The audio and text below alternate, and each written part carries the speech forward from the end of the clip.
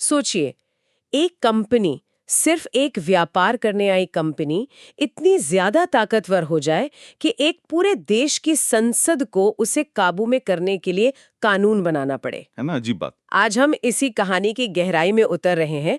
हमारे सामने east India company से जुड़े कुछ ऐतिहासिक दस्तावेज हैं और हमारा मकसद ये समझना है कि आखिर ऐसी क्या नौबत आ गई कि ब्रिटिश सरकार को अपनी ही कंपनी पर लगाम कसनी पड़े। बिल्कुल, और ये कहानी सिर्फ एक कानून की नहीं है, ये एक बहुत बड़े एक बदलाव की कहानी है। ये उस दौर की कहानी है जब ईस्ट इंडिया कंपनी व्यापारियों से कह सकते हैं शासक बन रही थी। और इसी बदलाव ने गड़बड़ शुरू की। हाँ, और इस बदलाव से बंगाल में जो अराजकता फैली, उसने लंदन में बैठी ब्रिटिश संसद को दखल देने पर मजबूर कर दिया। तो चलिए यहीं से शुरू करते हैं। पहला सवाल, आखिर ब्रिटेन को दखल देने की जरूरत पड़ी ही क्यों? मतलब कंपनी तो मुनाफा कमा रही थी, सब ठीक ही होगा। नहीं, यही तो बात है। कंपनी भारत में व्यापारी बनकर आई थी, लेकिन पैसा और ताकत हासिल करते करते वो एक राजनीतिक शक्ति बन गई। और यहाँ एक बहुत ही दिलचस्प व्यवस्था का जिक्र है, रॉबर्ट क्लाइव की दोहरी सरकार, डुअल गवर्नमेंट। ये क्या था? ये समझना बहुत जरूरी है। इस व्यवस्था में सत्ता तो थी कंपनी के हाथ में। मतलब पैसा वसूलने का अधिकार। हाँ, टैक्स वसूलने का अधिकार, लेकिन जिम्मेदारी थी नवाब की, यानी प्रशासन चलाना, कानून व्यवस्था देखना। दस्तावेज इसे सत्ता का जिम्मेदारी से तलाक कहते हैं। वाह, क्या बात कही है। और इसका नतीजा, कानून व्यवस्था पूरी तरह से चौपट हो गई। कंपनी का एक ही काम था, ज्यादा से ज्यादा पैसा वसूलना। किसानों पर भारी लगान लगाया गया होगा फिर तो। बहुत ज्यादा। और साथ ही कंपनी के कर्मचारी अपना निजी व्यापार करके अंधाधुंध पैसा कमा रहे थे। इसका सबसे बड़ा उदाहरण तो खुद रॉबर्ट क्लाइव थे। हाँ, मैंने भी पढ़ा।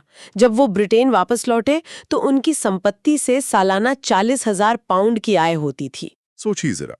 और यहाँ एक बहुत बड़ा विरोधाभास है। वो क्या? कंपनी के कर्मचारी तो अमीर हो रहे थे, लेकिन कंपनी खुद वो दिवालिया होने की कगार पर थी। अच्छा, ऐसा कैसे? युद्धों और विस्तार के कारण। अच्छा। 1770 तक आते आते कंपनी पर 60 लाख पाउंड का कर्ज था। बाप रे। और फिर आया वो मोड़ जिसने सब कुछ बदल दिया। 1772 में। हाँ, 1772 में कंपनी को ब्रिटिश सरकार से कर्ज मांगने के लिए मजबूर होना पड़ा। और बस यहीं पर प्रधानमंत्री लॉर्ड नॉर्थ को मौका मिल गया। बिल्कुल। उन्होंने कंपनी को नियंत्रित करने के लिए कमेटी बनाई और उसी की रिपोर्ट के आधार पर पेश किया 1773 का रेगुलेटिंग एक्ट। सही। तो इस पहले कानून में आखिर था क्या? इसने, जहां तक मैं समझी, 2 स्तरों पर काम किया, एक इंग्लैंड में और दूसरा भारत में। हाँ।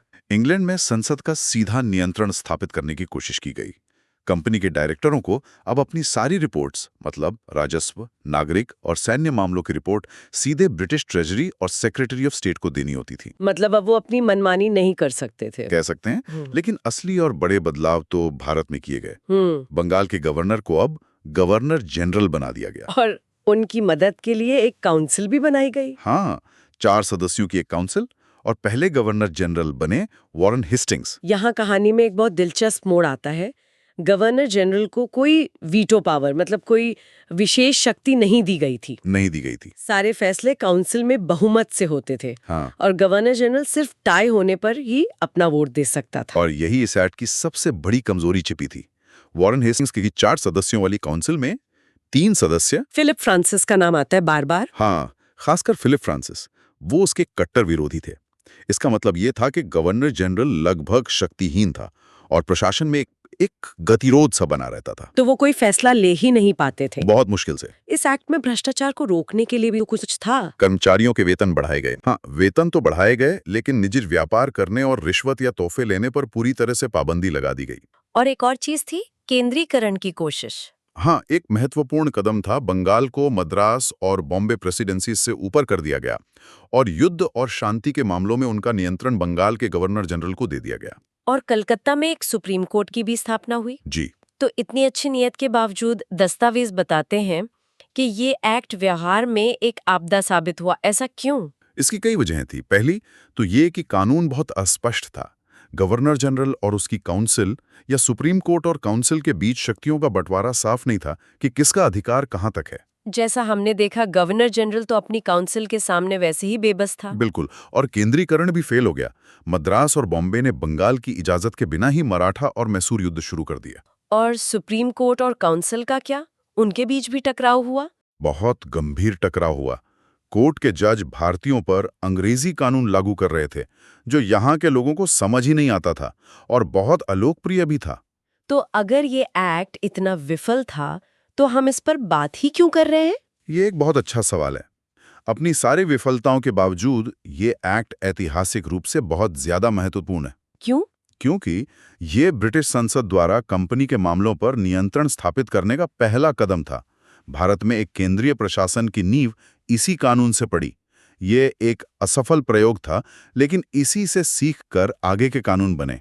ठीक है, तो 1773 की गलतियों से सबक लेकर ब्रिटिश सरकार एक नया बेहतर कानून लेकर आई, 1784 का पिट्स इंडिया एक्ट। और यहाँ चीजें वाकई दिलचस्प हो जाती हैं। हाँ, इस एक्ट ने दोहरी सरकार की एक नई प्रणाली स्थापित की। एक और दोहरी सरकार? हाँ, लेकिन ये क्लाइव वाली व्यवस्था से बिल्कुल अलग थी। इसे समझना जरूरी है। कंपनी के व्यापारिक मामले यानी कमर्शियल अफेयर्स वो कोर्ट ऑफ डायरेक्टर्स के पास ही रहे। ठीक है। और लेकिन राजनीतिक मामले मतलब पॉलिटिकल अफेयर्स वो एक नए सरकारी निकाय को सौंप दिए गए, जिसे बोर्ड ऑफ कंट्रोल कहा गया। और इसके सदस्यों की नियुक्ति? उनकी नियुक्ति ब्रिटिश सम्राट करते थे। मतलब अब कंपनी सिर्फ एक मोहरा थी। हाँ, असली लगाम ब्रिटिश सरकार के हाथ में आ गई थी। बिल्कुल सही। और भारत में भी बड़े बदलाव हुए। गवर्नर जनरल की काउंसिल के सदस्यों की संख्या 4 से घटाकर 3 कर दी गई। बस एक सदस्य कम किया, इससे क्या बड़ा फर्क पड़ा? ये छोटा सा बदलाव बहुत बड़ा था। अब गवर्नर जनरल को बहुमत पाने के लिए सिर्फ एक सदस्य के समर्थन की जरूरत थी। अच्छा, तो अब वो आसानी से फैसले ले सकता था। हाँ, उसकी स्थिति बहुत मजबूत हो गई। और फिर आया 1786 का एक्ट। ये खास तौर पर लॉर्ड कॉर्नवालिस के लिए बनाया गया था, जिन्होंने गवर्नर जनरल बनने के लिए 2 शर्तें रखी थीं। जी, इस एक्ट के जरिए उन्हें अपनी काउंसिल के फैसले को विशेष परिस्थितियों में खारिज करने मतलब ओवरराइड करने की शक्ति दी गई। और दूसरा ये कि उन्हें कमांडर इन चीफ भी बना दिया गया।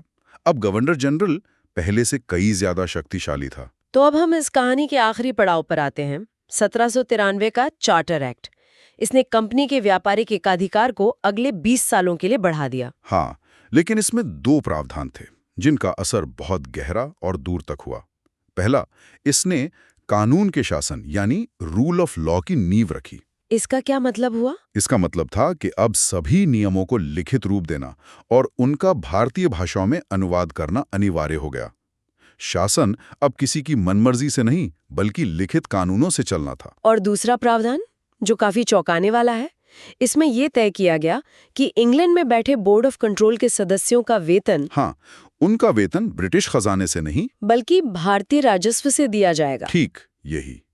अगर हम इसे बड़े परिप्रेक्ष्य में देखें तो ये भारत से धन की निकासी यानी ड्रेन ऑफ वेल्थ को संस्थागत बनाने जैसा था। मतलब भारत को अपने ऊपर शासन करने वाली ब्रिटिश संस्था का खर्च भी खुद ही उठाना था। बिल्कुल। तो इस सब का क्या मतलब है?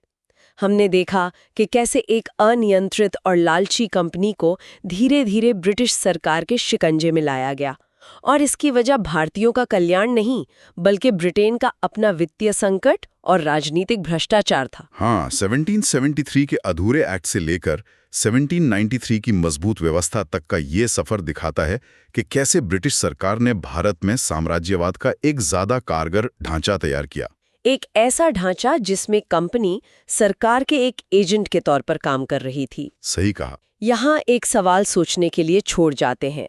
दस्तावेजों में जिक्र है कि 1784 के एक्ट में ये घोषणा की गई थी कि ब्रिटेन भारतीय रियासतों में हस्तक्षेप नहीं करेगा, लेकिन ये भी कहा गया है कि इस नीति का पालन शायद ही कभी किया गया।